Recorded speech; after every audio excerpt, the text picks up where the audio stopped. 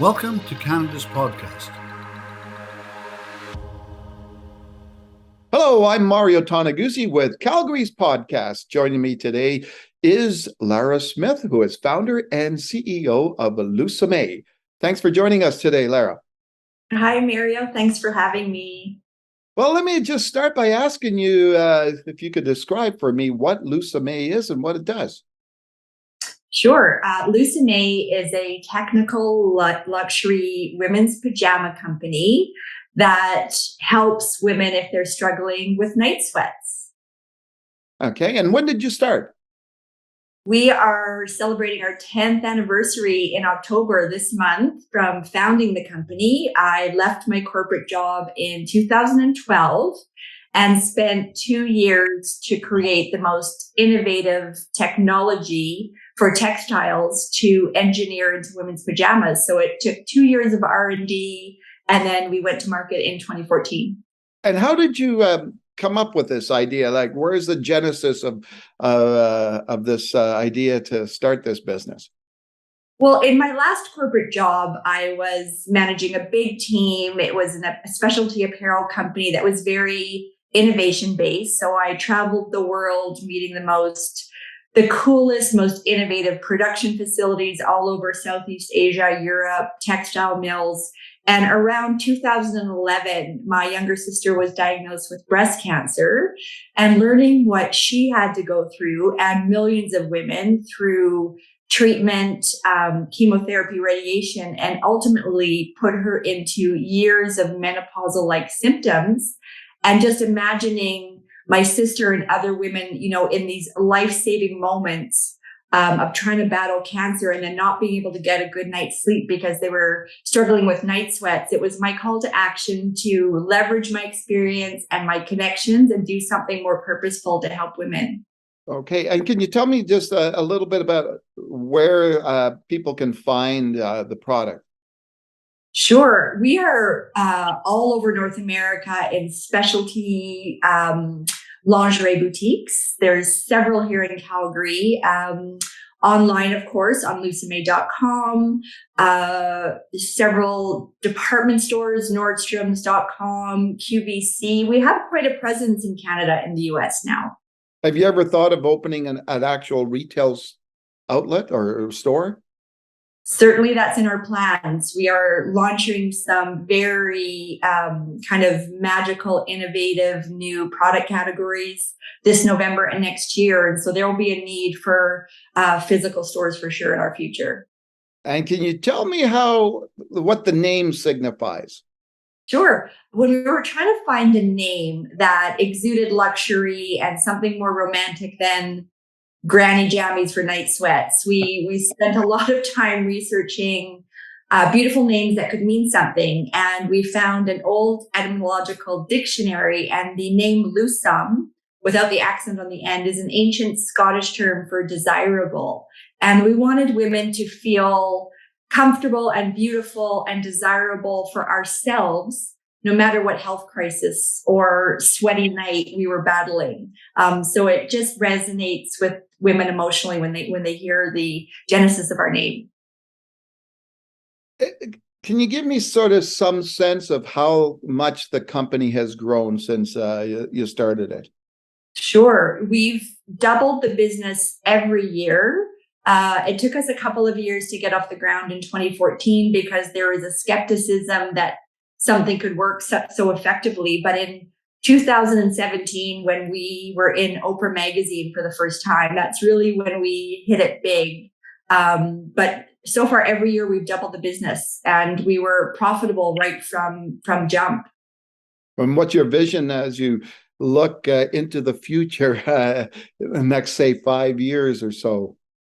It is a very grand future vision of being the destination for luxury, sleep, anything synergistic with sleep. So sheets and eye masks and getting into menswear and overall evidence-based content to support people's sleep. So we really want to be the one-stop shopping for science-infused products that are proven to deliver a great night's sleep in a luxury experience and get to $100 million company sold globally. All right. So when you look at your background, maybe if you could give me a little bit about your background and what you were doing prior to this, and maybe that gives us some context of what you're doing now and why. Sure. It's been a journey. I started right out of university at Ralph Lauren, and then the Gucci head office in Toronto, and just got to learn about these global brands, how they resonated with customers emotionally, and building this lifestyle brand. So that was in me from 25 years ago. And then in Toronto, I just kind of honed my craft as senior level buying positions, overseeing sourcing, traveling the world, being a buyer, and all the great things that go with it. And then I moved to Calgary in 2004 to start my last corporate job, which was building the vision for ladies wear and the strategic plan for Mark's Work Warehouse. So that's where I spent 8 years and had an amazing kind of entrepreneurial like journey inside a corporate environment of really learning what innovation inside apparel would do for people. So what was the appeal or attraction for you when it came to, first of all, the retail sector, and then secondly, I guess just the clothing aspect of the retail sector? It sounds so simplistic, retail or consumer packaged goods, but I've worked in women's wear in solution-driven apparel, so footwear or comfortable clothing. So it was very emotional to help women feel their best. And that felt very purposeful on giving them either footwear or intimates that would kind of make them feel great about their bodies. And, we weren't curing cancer, but it was very kind of emotional to wake up in service of women and to give them comfort through apparel. And it just became that much more real from a healthcare standpoint on the amount of women that were suffering with night sweats, to give them a very purposeful solution that they would feel beautiful, but also give them comfort. So creating something from nothing and creating this fabric and this brand that didn't exist and now is delivering, millions of women around the world comfort is a very purposeful thing. Okay. As an entrepreneur, Lara, what do you like about being an entrepreneur? I like that every day is different.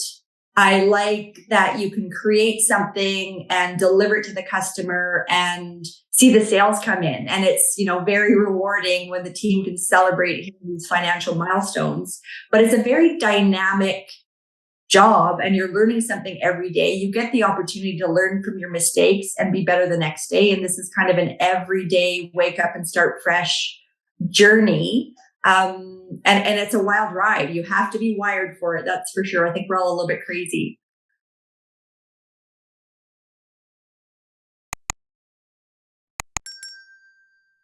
On the flip side of things, what's the thing that you don't like about being an entrepreneur? I mean, it's awful if you ever disappoint someone. We are a consumer-based business. So when a woman isn't happy with the fit or she's disappointed, then, that just guts us all because we do prioritize customer service and we don't always get it right. So when that happens, it's horrifying. I would say my family would jump in and say, it's very long days and, you don't get to have Christmas holidays because that's our busiest time of year. So there's certainly some personal sacrifices you have to make. But luckily I've got lots of supportive people around me that don't give me too hard of a time. What's been the biggest challenge that you've faced and overcome, I guess, on this journey of entrepreneurship? Well, last year I fought off a hostile takeover from one of my partners who tried to take the company that I founded. So, that was horrifying from a personal point of view. When you get into these relationships, I'm not a transactional person. I believe in loyalty and growing together through kind of good and bad. And so when that happened, I second guessed even wanting to continue and not just, ending up on a beach in Costa Rica somewhere. But I think that was obviously the biggest thing that I personally had to overcome in our 10-year journey. Okay. Now, when you look at that journey, what would you say along the way has helped you the most in terms of, I don't know, mentors or examples of other leaders in business, or even books? What's helped you along the way? Definitely my informal advisory board, who are mostly former bosses, experts in the industry from winning team. I've got an amazing couple of capital markets advisors and legal brains and financial brains and brand building. So I've got this network of people I can call who challenge my thinking, tell me when I am not thinking about something right, or if I've called something wrong and how to think about something differently, but have smart people around me that are different from me that push back. And they make me smarter. I am very lucky to have, an advisory board around me. Any books that helped you? Oh, for sure. Good to Great would be kind of the Bible I refer to on just, how to surround yourself with smart people and the right people on the team. I think that's probably my favorite business book that I keep referring to this day. Okay. Now, if a young person, well, not even necessarily a young person, but anybody came to you and seeking advice on becoming an entrepreneur, wanting to be an entrepreneur, what would you tell them? Gosh, do your homework on the size of the market and how your value proposition will be compelling. And then that's kind of step one, but the ability to execute is the biggest part of being an entrepreneur, because there's a zillion good ideas and there's people that have good ideas, but if they have no ability to execute, then it's just a giant waste of money and time. It's going to fail. Yeah, as an old friend of mine used to say, lots of talk, no action. Yeah. So when you look at the business, let me ask you just a little bit about. Now I know you're primarily your goods are out in a lot of different places and online, but in terms of being a business person in Alberta, can you talk a little bit about that? What are the advantages of that? I find the culture and climate of Albertans to be very entrepreneurial, less bureaucratic. So like-minded thinkers in, informal kind of networking groups has been very refreshing. I, started my career in Toronto, Ontario, and the overall mindset is very different. People want to work. It doesn't matter your family, your heritage. Nobody gives a crap. It's about what you've done personally, what you did yesterday. And I think that's been really kind of exciting and refreshing about the climate of hiring people and networking. Yeah. The challenge over time as a small business owner is, when some of the tax advantages have changed and, not enough financial support and tax relief for small business, through the various, federal entities that shall remain nameless. That's been a challenge. Yeah. Now, I understand, Lara, that you tend to support young entrepreneurs. Tell me a little bit about that. Sure. There's been a couple of organizations I've really enjoyed. So the Foundation for Women Entrepreneurs out of Vancouver, which is now called the Forum. I've participated in events and I take on one mentee every year and just go through their business with them, which has been really rewarding. It feels like my own when I'm kind of under the covers with these really smart, engaged women. The other place that I've volunteered with is the Hunter Center for Entrepreneurs at the U of C. And for an entrepreneur type program, I think, they're amazing. And I've been judges for some of their pitch competitions, and that's been super fun. Ended up networking with some really bright young minds at the U of C that I've ended up hiring. And so I think important to give back. And if I can share the pitfalls and some of the disastrous mistakes I've made to help young entrepreneurs, I'm really happy to do it. Now, I understand also you mentioned giving back. Tell me about how the company gives back in other ways. Yes, we quietly do this for the sake of doing it, not for being recognized for it. I've mentioned how important the Canadian Cancer Society is because of my sister. So we did a 5-year Canadian Cancer Research Fund for breast cancer when we launched. And then more recently, we do our Sweet Dreams campaign.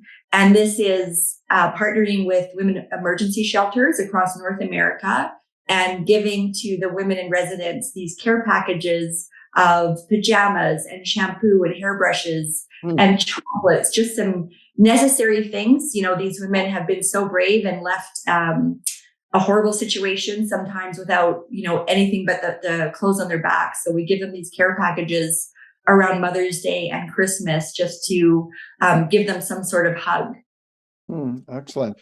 Now, you mentioned, about that one of the challenges as being an entrepreneur is the time, obviously. In many ways, it is a 24/7 job. How do you think your work-life balance is these days? Oh, it's a disaster. But it's a fun disaster. And that's also a hobby because there's so much excitement happening. And we're a small but mighty team, but we're launching new products. We're going into our busiest season. We're partnering with massive retailers that requires a lot of setup and work. So it's unhealthy at the moment, but, come New Year, I always say that, the next quarter will be a little bit better, but it'll get better. So what do you do to relax, to de-stress?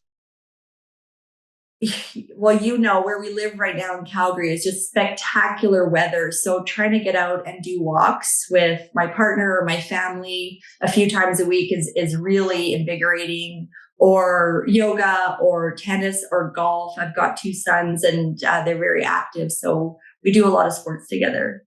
Okay. How important is that, do you think, for an entrepreneur to get that balance? And, how important is that to really the success of the company is? Well, Lisa, my partner in business, director of marketing, keeps reminding me that we're a health and wellness brand and we should practice, but we're both horrible at it.